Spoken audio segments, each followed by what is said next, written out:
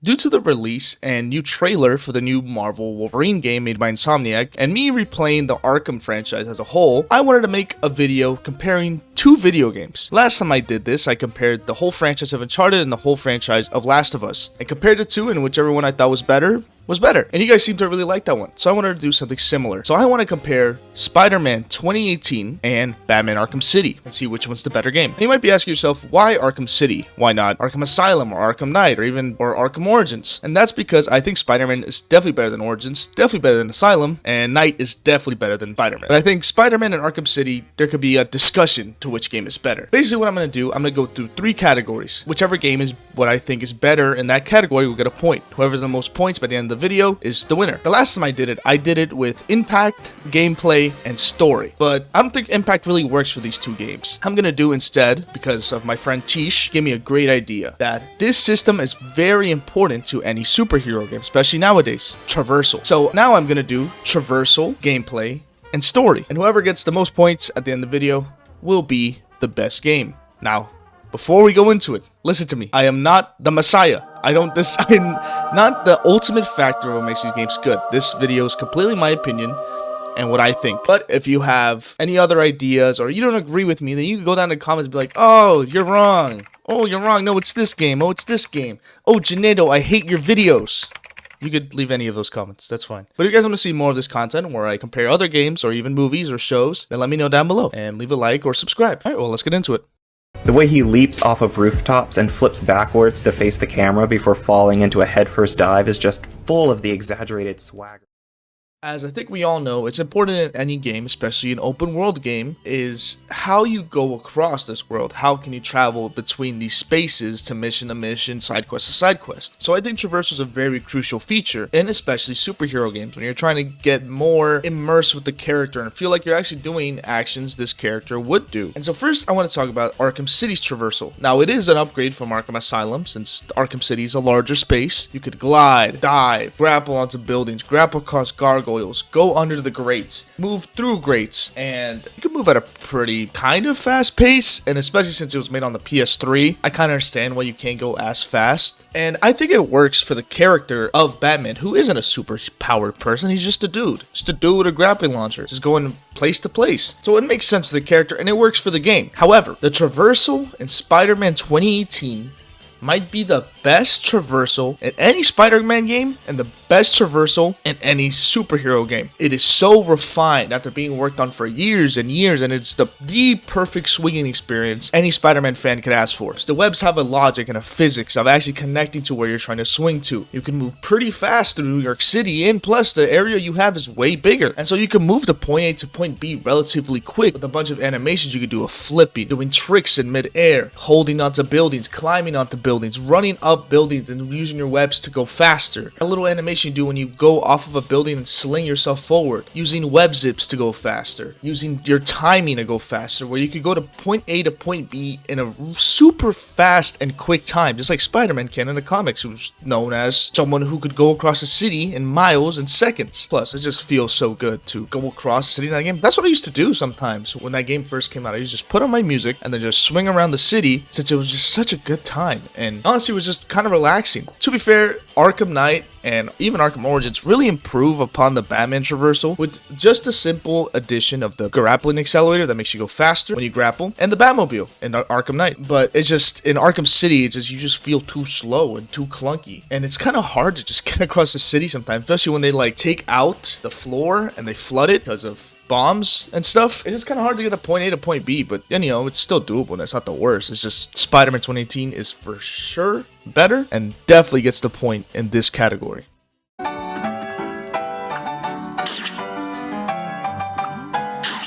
Now I want to talk about the gameplay of the games, because I think it's a very crucial part about video games in general. Because you could have a great story, that's amazing, you could have a good idea, that's even better, but sometimes the gameplay is what keeps people hooked into it and wanted to keep playing it. And since I started talking about traversal with Batman, I'm going to start talking about gameplay with Spider-Man. Now, obviously the web slinging and the going around city is a big part of the gameplay, but I will try not to talk about it as much as I just covered it. But it is a little bit included in my whole gameplay review, because it is so fun. Especially the fact that you have to swing around the city and you find crimes items or side missions or side quests to collect things or fight enemies who are committing crimes. And you're able to go down and fight them, in which the combat is very fluid. It's so clean. The counter, dodge, being able to web people to walls so you could stop them from getting to the fight, knock them down, web them, knock them out. And like the special moves, special attacks, and the combos you could do with, and like juggling them in the air. And then you're also able to use your environment to help you, like swinging up a trash can or a car door and hitting them with it. It's all super fun. And I think the enemy design is also pretty varied. I don't think it's the most enemies. I don't think they're so different, but I think it's good enough where it makes it enjoyable, makes like further into the game those experiences really different. And obviously the stealth sections are not a strong point.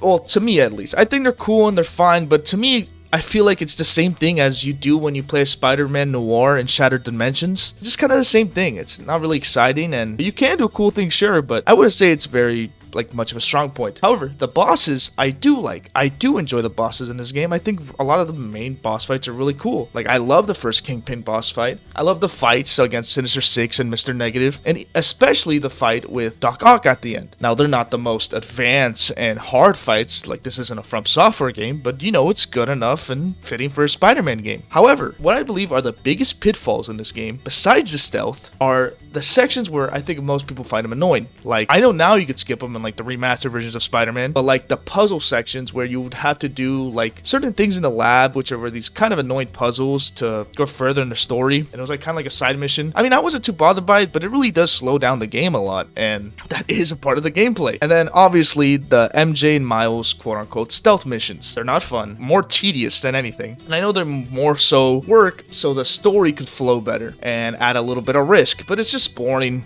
And when you're having such a fun time flying across the city and beating up criminals, and then you have to be like MJ and sneak around a section and not get caught, which is, it does really slow the game down. Now, onto Batman Arkham City. The combat in this game and in Arkham Asylum were the birth of this counter, dodge, knockdown, like that very classic fighting style you see in most games nowadays, especially much like a lot of fighting games. These games were the birth of it. So like every other game is just reheating this game's nachos. And then Arkham City improved upon that, upping the enemy variety, upping the things you have to do, especially in the fights and combo moves you can do once you build up a high enough combo. The gadgets are cool. The stealth sections are amazing, and they make the game so fun because you're Batman. You're supposed to be in the shadows. You're supposed to be taking these guys and scaring them, and it's done so well. And I think the level design in these games is really good too, and especially like the gameplay features, just like seeing different gangs around the town, or the side quests are also very fun. Now, they are repetitive to their own side quests, but each side quest is quite different. Like destroying the Titan capsules for Bane is tedious, but it's kind of cool because you get to fight with Bane after, or like tracking down the phone calls for Zaz. But it's kind of interesting going place to place to hear more about Zaz's stories until you have a really cool stealth encounter to take him down. Like, it's very fun, and I feel like the missions at the end of all this build up, the side missions, the payoff is great, and the boss fights are very and super fun, and I think they're really different. Like really big ones to me are the Solomon Grundy fight with the Penguin. That's super fun. I love that fight. Obviously, Ra's al Ghul's fight towards like the later half of the game is really good as well. When you fight Joker in the steel mill, which is actually Clayface, and you have a bunch of guys coming at you, a roller coaster coming through the middle, the big guy with the hammer with one hand is coming. It's super fun. However, I don't like the last boss fight. Like, we have to throw the freeze at Clay, and then he's rolling around. I hate that. But when you get the sword, it's awesome. Oh, and then how can I forget? I mean, one of the best boss fights, you fighting Mr. Freeze in the GCPD, all frozen, because every stealth move you do, he adapts to it and changes himself where you won't be able to do it again. It's great. It's masterpiece design of bosses and combat. And the Spider-Man game gameplay, I think, is really, really good. But since we're comparing it to a masterpiece and a pivotal point in video games, little things like the MJ Miles missions and those little puzzle sequences, unfortunately, bring the game down. And so for this one, I definitely think that Batman Arkham City wins a point on gameplay.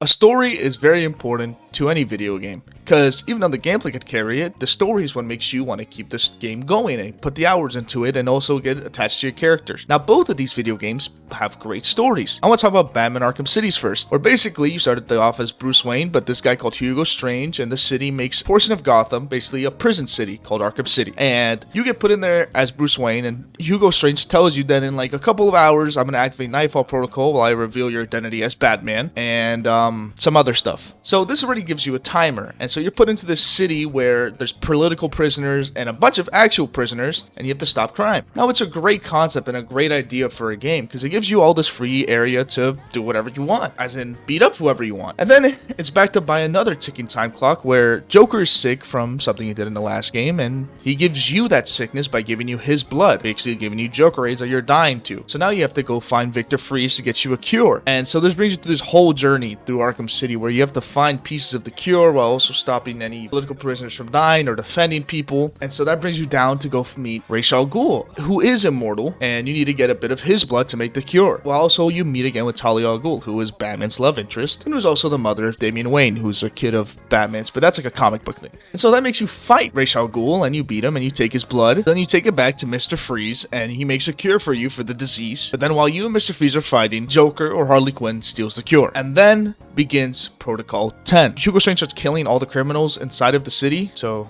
not good, I think. I don't know. Moral gray area. And so you, as Batman, has to go defeat Hugo Strange, who's actually in cahoots with Ra's al Ghul. And Ra's al Ghul, quote unquote, dies, but he doesn't really die because he never really dies. No one really dies in the comics. But anyway, then you figure out that Talia was captured by the Joker and is in the theater waiting for Batman to come confront him. As Batman, you go confront him and you figure out there's been two Jokers this time. A seemingly healthy Joker, which is Clayface, and a sick Joker, which is the real Joker. And it's a very cool idea because throughout the whole game, they give you small little hints and clues that these two Jokers, the healthy and sick one, are existing at the same time. Because if you use your detective vision on that healthy Joker, you see that he has no bones. And while you might think that's a glitch, it's not. It's because he has no bones, because that is Clayface. So then you fight Clayface at the end, you defeat him, and Batman has the cure in his hands. And so you take your portion of it, and while you're debating whether to give Joker his portion of it, Joker stabs you because he is a force of chaos and makes you drop the cure, which ends up with Joker dying. It's a great representation of his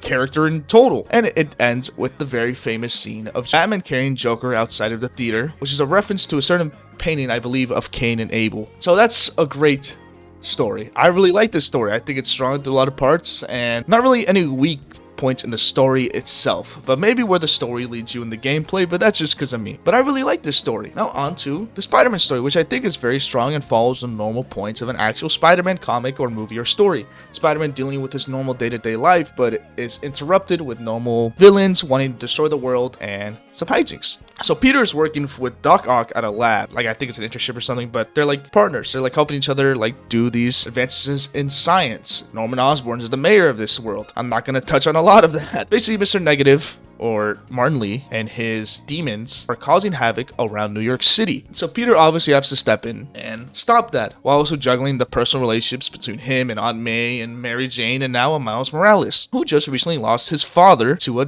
terrorist attack by the demons. And then also at the same time, Mr. Negative and his demons are trying to make like what the Lizard did in Spider-Man 1 and the Amazing Spider-Man 1, like the Andrew Garfield ones. That's what they're trying to do in. Well, they're basically just trying to do that and poison the whole city with this poison, this cloudburst gas, I don't know, which brings in other characters like Silver Sable, but I don't want to talk about too much because I will take up a lot of time doing that. And also at the same time, Mr. Negative frees the raft, which holds all of his supervillains, like the classic Sinister Six. That's super exciting. I love being able to fight all 6 of these guys, and because they're such classic Spider-Man villains, and me being a longtime Spider-Man fan, it's a super great time to just fight them again, or hear the dialogue and the quips between Spider-Man and his villains. But then I think it takes you to a very, very hard point in the game, which I think is one of the most emotional scenes for me, is when basically the city gets infected with the poison, but also Aunt May does, and Peter is able to get one cure. So Peter could either give the cure to Aunt May and save her life, but if he does that, there won't be enough to save everyone else. So Peter has to come to the normal Spider-Man dilemma of, does he save his Aunt May, who's basically like his mother, or does he save all of New York City? And it leads to a very emotional scene where Aunt May says that to take off that mask, she wants to see her nephew.